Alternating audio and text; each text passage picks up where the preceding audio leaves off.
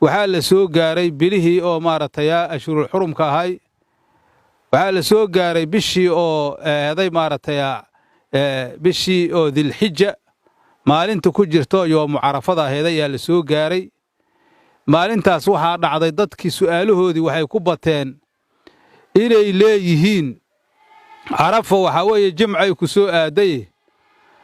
jimca ma la soomi karaa idoon ka hor la soomin amaan ka bacdi la soomayn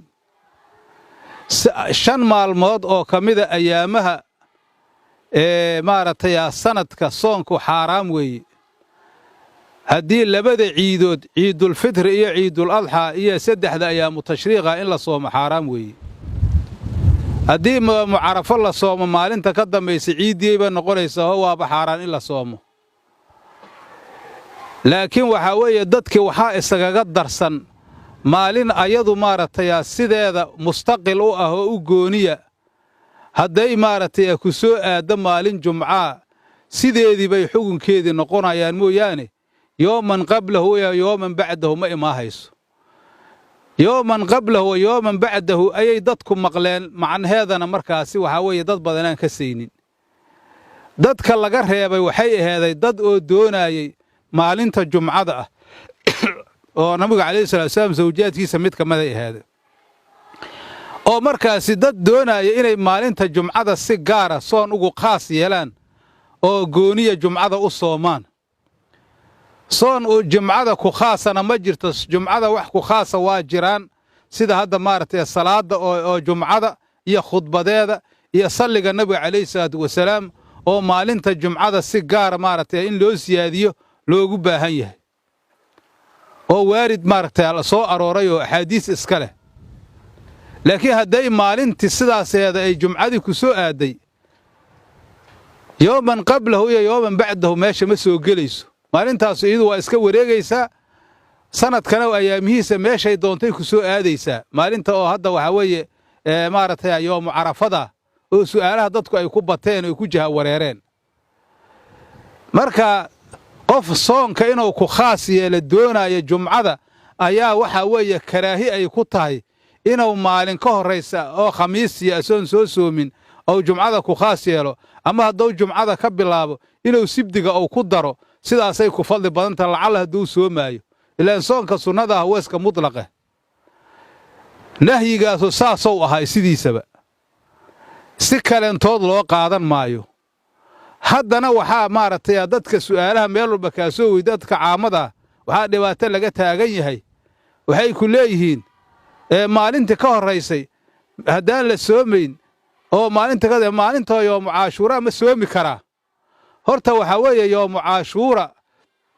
sida ay ku timiday ayada hadda maxalu shaahidkeen uu yahay xoogaa inaan ka sheegnaan doonaynaa xadiis imaam muslim maaragtay saxiixiisa ku yaallo oo laga wariyey maaragtay abuu qataadana waa wariyey ibnu cabbaasna riwaayadda waa qabaa ayaa waxau dhahay nabiga calayhi salaatu wasalaam mataa qadima nabiyu sala allahu calayhi wasalam almadiinata ra'aa unaasan min alyahuudi yasuumuuna yowma caashuuraa nabiga calayhi salaatu wasalaam markuu madiine soo galay ayuu wuxuu ku arkay dad yahuuda ilaan dadka yahuuddu madiine waa degganaa jireen oo nimankii banu nadiir iyo waatii meesha laga raray waa 3 qabiiloo yahuudaha degganaa jirtay nabigu calayhi salaatu wasalaam wuxuu arkay asagay asxaabtiisa meesha hijrada ku tegey dad yahuuda oo markaas maalinta caashuurada waa 10ka bisha muxaram ama soomaalidu sekada u yaqaaniin ayagoo soomaaya markaasuu nabigu calayhi salaam weydiiyey markaasay waxay yidhaahdeen waa yoomun najallaahu bani israa'iil wa akhraqa caduwahum fircawn waa maalin ilaahay subxaanahu wa tacaala uu koriyey reer banu israa'iil markii maaragtay fircoon la qarqinaayo waa kii xagga badda ay aadeen qur-aanka suuratu shucaraad ku aragteenoo looga hoda iyo suurado badane fircoon maalintii ilaahay qarqiyey oo badda ku qarqiyey reer banu israa'iil wixii nebiyullaahi muuse raacana waatay badda ka baxeen oo ilaahay uu koriyey marka waxaa weeye shukri nicmadaas ee lagu shukrinaayo ayaa nabi muuse soomay dadkina soonka ayuu faray shukran lihaadihi nicmati alcadiimati waaye nicmadaas isagoo la shukrigeedii lala imaahayo saas markay nabiga u sharaxeen rasuulku calayhi salaatu wasalaam wuxuu dhahay أنا أولى بموسى منكم مولى رسولكم نبي موسى أنا إذن كغا حق بدنو دحي أنا إذن كغا haboonow dhahay sababtoo ah adinku yahuuda tihiin tawreed waxa ku tiilay inaad rasuulka aad rumaysiin nabi maxamed rumaysiin waana beeniseen marka waxa weeye nabi muuse waxaad ku sheegatiin ma balihidiin maxay nabi muuse hadaad sheeganaysiin oo tawreed aad ku amal falaysiin anaad rumay lahaydeen marka ana rasuul ilaaheeya oo rasuulkaas ana idinka xaq badan wixii nicmaha asaga ilaahay ina siiyay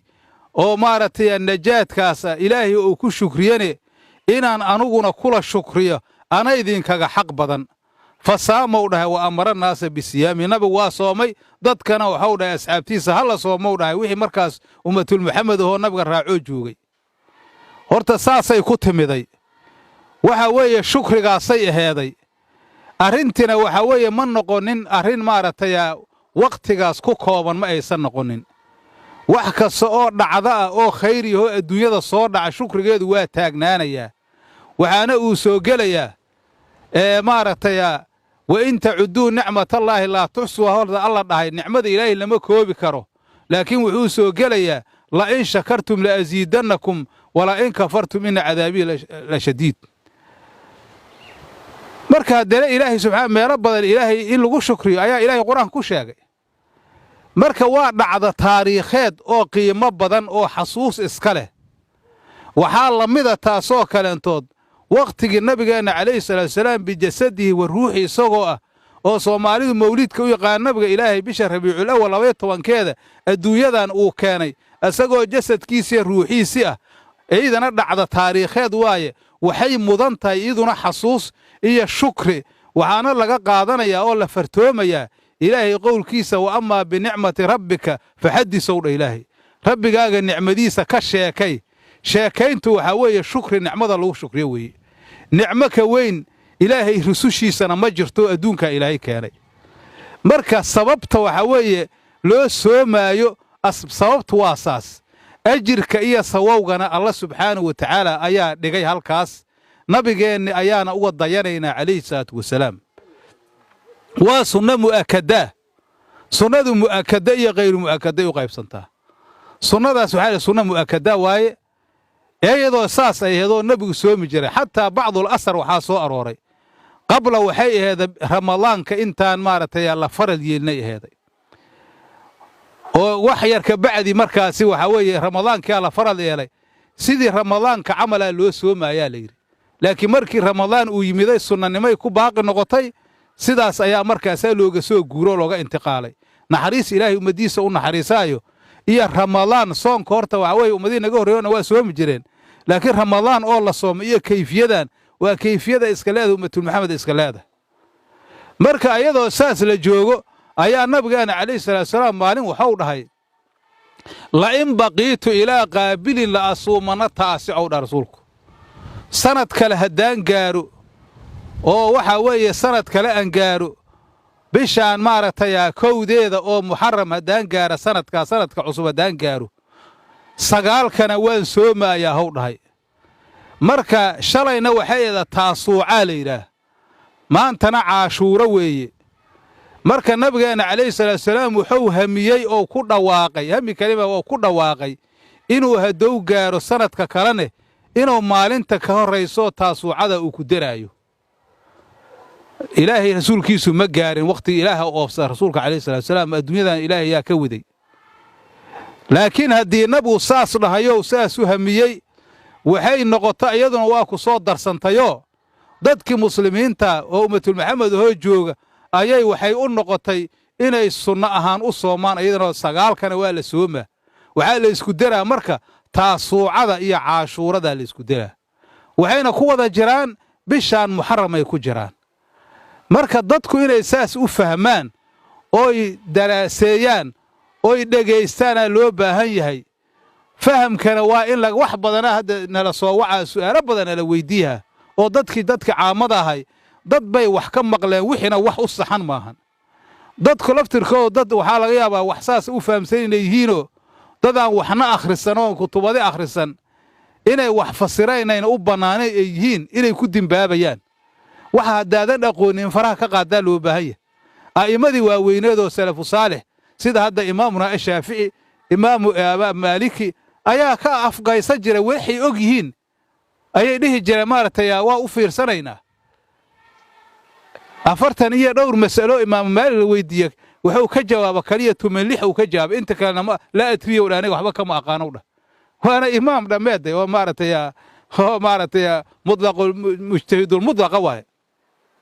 annagana cid kastoo suuqaas wax ku gadda inay wax jawaabday doonaysaa diintu sidaas ma ahan diinta meesha aqoonta ha la aado qof walba inay wax iska jawaabdo ma ahan haddaadan wax aqoonin dadka wax yaqaana weydii ee dadka waxa weeye waxba ha u sheegin marka taas waxa weeye laalun mudillun aad noqonaysaa qof asagii baadiya ummadana baadiyahay waana dembiyay noqonaysaa taasoo kale marka waxaan rabnaa in maaragtay kaliibkan aad fiirsataan meelaha badan oo idaacadaha iyo meediyaasha meelaha social mediahan aad ka fiirsataan qofka aan maanta masjid ina taga aan wax akhrisan karin inuu maaragtay alxamdulilaahi culummada oo aqoonta leh inuu u tagoona anugu aanan ka mid ahayn maxamuuda inuu u taga la rabaa ee wax ka dhagaysto oo asagoo huba cibaadadiisa si wahmiya in lagu cibaadaysto maba ansaxaysaba marka insha allahu tacaala intaas waxaan doonayay inaan maaragtay soomanka oo sunanta ah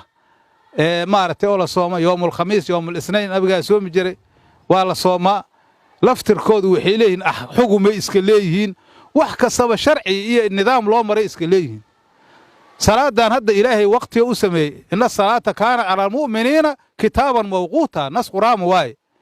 adoo hadda maaragtay subax jooga hadda duhura iska sii dukaa daa tiraahid oo afartii la timaado markaa ansaxe casirkii oo la gaaray hadda casir waa iska dukaa waqti la hormaray asaga laftigiisa waxa lagu hormaray idoo salaadi ku xigtay ama lagu jamcaayo waaye ee meel kale lama aadi karo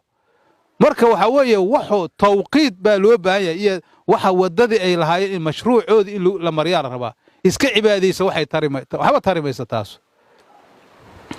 man camila camalan laysa calayhi amruna fahuwa raddun xadiis saxiix waaye qofka camal sameeya oonan ahaynin man camila laysa calayhi annaga amarkeena aan ahayn oona annaga nala ka qaadano rasuulka calayhi salaatu wasalaam annagu aanan jidaynin marduud waaye markaas waa qayru cid ka aqbalaysa ma jirto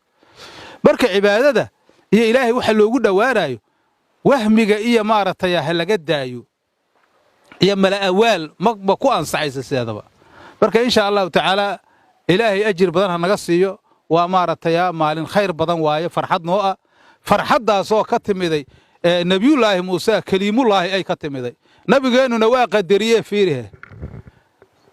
in maaragtay ambiyadii ilaahay iyo rusushii inay qadarin ay mudan yihiin ma ahan maalin nabigeena la koriye maaha waxyaabaha adilada looga dhigtay ka mid tahay wixii dhacda taariikheeda oo khayr badan in la xasuuso ay mudan yihiin